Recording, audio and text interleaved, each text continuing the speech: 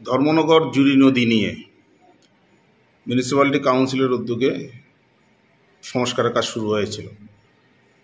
সে সম্পর্কে কিছু কিছু জায়গায় আমরা শুনতে পেলাম যে কাজ করতে গিয়ে বাধার সম্মুখীন হচ্ছেন। এই বিষয়ে আপনি কি বলবেন স্যার? বাধার সম্মুখীন বলতে কিছু মিশন জুড়ি তো শুরু করেছি, প্রায় 3 মাস হতে চলেছে আমরা কাজ করছি।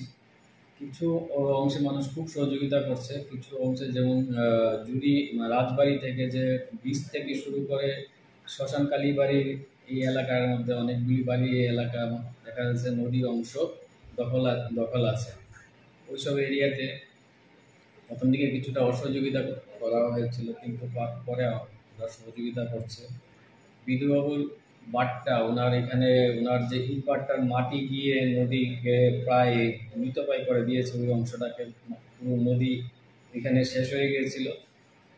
প্লাস এই এলাকারই একটু পরে আবার স্পাম পাইপ দিয়ে নদী প্রায় বন্ধ হয়ে গেছে, ড্রেনের মতো হয়ে গেছে। ওই সব এলাকাগুলিকে ক্লিয়ার করা হয়েছে।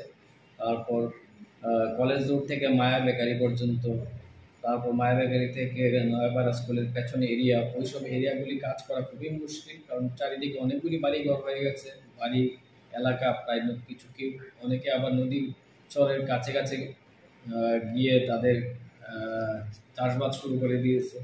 এখানে বাঁশ ঝাড় তো চারিদিকে ভর্তি। অনেক জায়গায় মানুষ প্রথম দিকে অসহযোগিতা করেছে, এখন সহযোগিতা করছে এবং কাজ আমাদের সম্পূর্ণ হয়নি।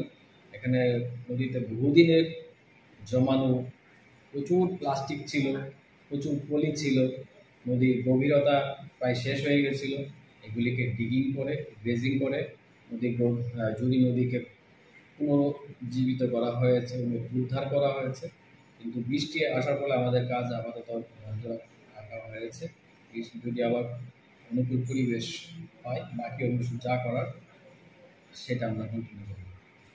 উচ্ছেদ করা হবে এবং আমরা কতগুলি পিলার তৈরি করছি নদীকে বিভিন্ন এরিয়াগুলিকে, যাতে ব্লক পিচিং করে পার্মানেন্টভাবে যাতে এখানে দখল না করা যায়।